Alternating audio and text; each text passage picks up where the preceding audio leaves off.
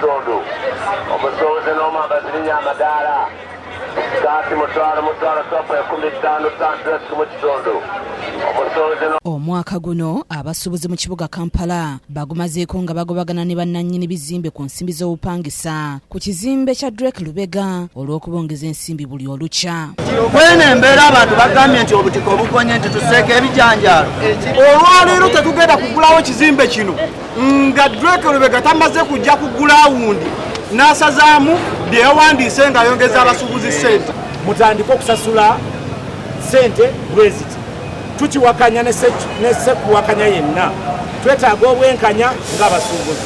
Abantu baabuwadde nnyo mu kacyo kano ng'ekibaabuwaza yeno impunity egenda mu maaso mu balandiroodi b'omu Kampala wano n'emiryango. Olwembeera eno abasuubuzi abamu basalawo okwabulira ebizimbe mu Kampala era ng'ebizimbe ebiwerako nakati bikyali bikalu.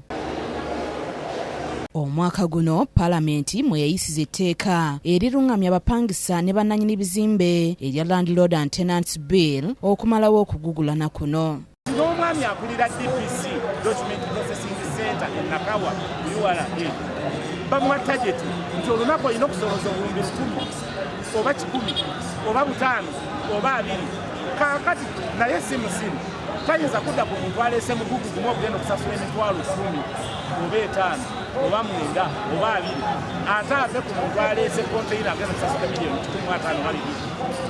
So twagezaako okuteekawo obuweereza obwo obulungi. Twali twafuna okusomozebwa okulala nti abasirikale ba poliisi bano balaba bali ku nguudo n'abatulatu nga bakwata emmoloka z'abasuubuzi ezireese ebintu ng'amugamba leeta empapula zo biki tugezezaawo okugyawo impunity eyo kubanga tewali musirikale wa poliisi akkirizibwa kukwata bintu bya musuubuzi yenna. Naye olw'okuba abasuubuzi baffe bano tebali informu si bamanyi.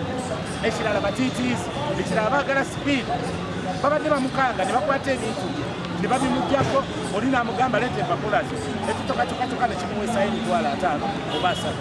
Twakirwanako nnyo abasirikale bangi kati batya okukwata ebintu by'abasuubuzi ebivudde Nakawa ebyanyingika bingi bye tukoze tukikwatagana n'omusolo. Naye ate n'ebitulemye era bingi nnyo. Ekisooka omusolo gutulemye okukwatagana ne URA ewamu ne gavumenti ya wakati okendeeza ku values ziri waggulu nnyo zigobya abasuubuzi baffe okuddamu okusuubula wano. Zigobedde ddala abantu mu busuubuzi kubanga tetukyalina bagula. Ekyo kyennyamiza nnyo, ekyo kitulemye. Ekyokubiri tulemereddwa okwasaganya omupangisa wamu ne landiroodi. Tulemeddwa etteeka ly'omupangisa ne landiroodi lyafuluma. Omuntu alina okuba ne agreement wakati w'omupangisa ne landiroodi we. Omuntu alina okubeera ng'afuna layisinsi mu dduuka. Omuntu alina okuba nga ssente azisasula mu banka. Omuntu alina okuba ng'afayiringa bulungi bitandisize. Ebyo bitulemye lwaki? Nti gavumenti yeesuuliddeyo gwanagamba tekyasobola kwasaganya muntu ono wa wansi omwavu lunkupe n'omugagga ffinge. Abaami bano bananyini bizimbe baagaggawala nnyo n'abakyala.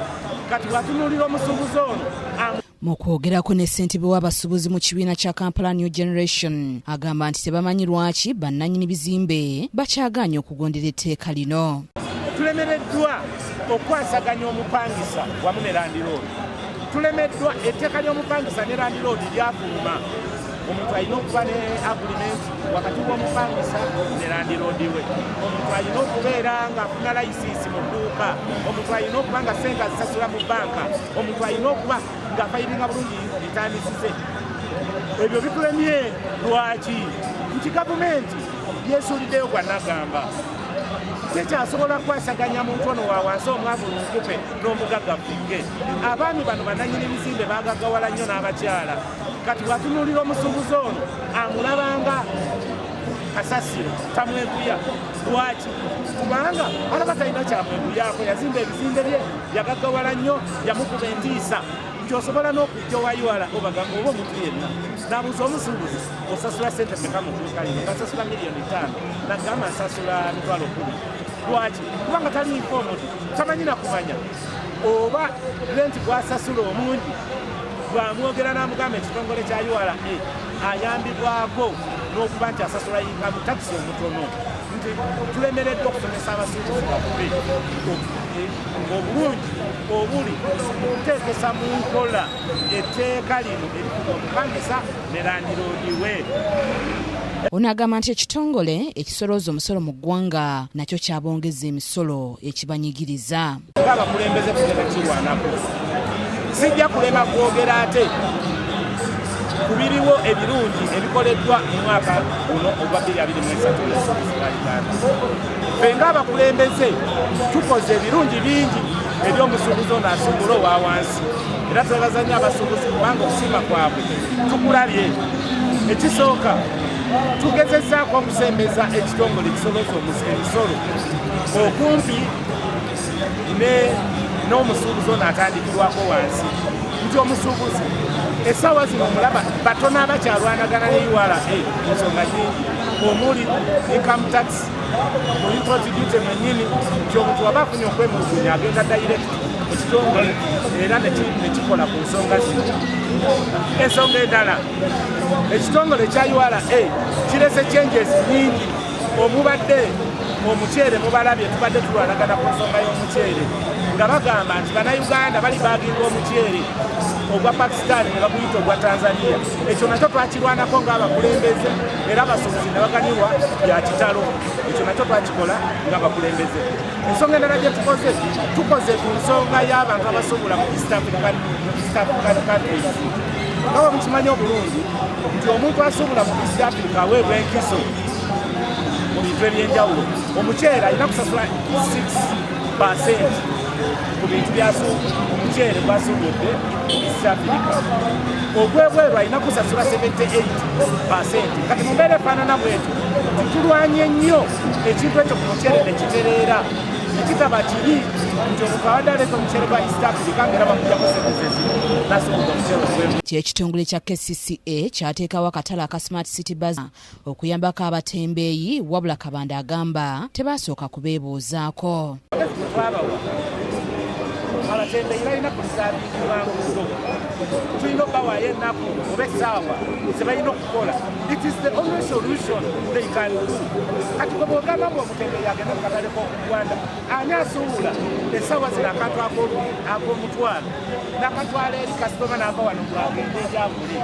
Temuli infoomu baliidazi baffe, mwetaaga okutuleyiningira, mwetaaga okusomesebwa nga ffe tubasomesa abakulembeze kubanga ffe tumanyi challenges eziruma. Wabula n'agamba nti omwaka guno basobodde okufunamu obukulembeze obwawamu era nga basuubira nti kyakuyambako obusuubuzi mu ggwanga okukula. Wangudde ate ku balandiroozi bye bino ng'abakulembeze mu busuubuzi bwa Uganda tugezezzaako ekitono okulaga bakama baffe balandiroodi nti newankubadde mwazimba ebizimbe naye temuli bakitalo.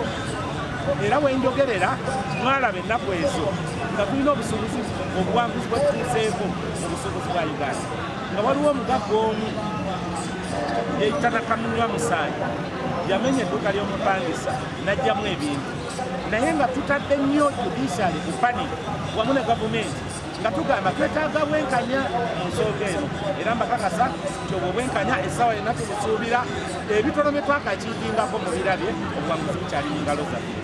Agamba nti abasuubuzi balina essuubi omwaka ogujja wabula ng'ekikolebwa gavumenti nga kikwata ku basuubuzi basookenga kubeebuuzaako. Naye nga toli mwetoowaze eriffe b'osanzeeyo obusuubuzi bugenda kulema kubanga advice obyetaaga. Abaana bangi ababagagga olw'okuba tebalina mirimu bavudde Makerere batata baabwe babawa buli ssente kwata miliyoni 600 kwata biliyoni genda osuubire tebamala wano myezi 6 nga batusinzidde dda. So bw'anajja ng'okyalina amampanti ago ng'olowooza mbu ssente kapito we yagenda okufuga musiibudde nti baayi kubanga togenda kusobola busuubuzi buno.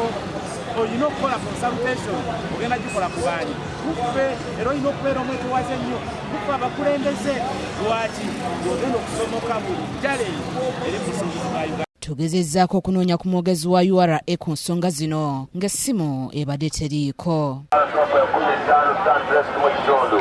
Omusuubuzi n'omwana zirinya amadaala kati mutwalo topa 15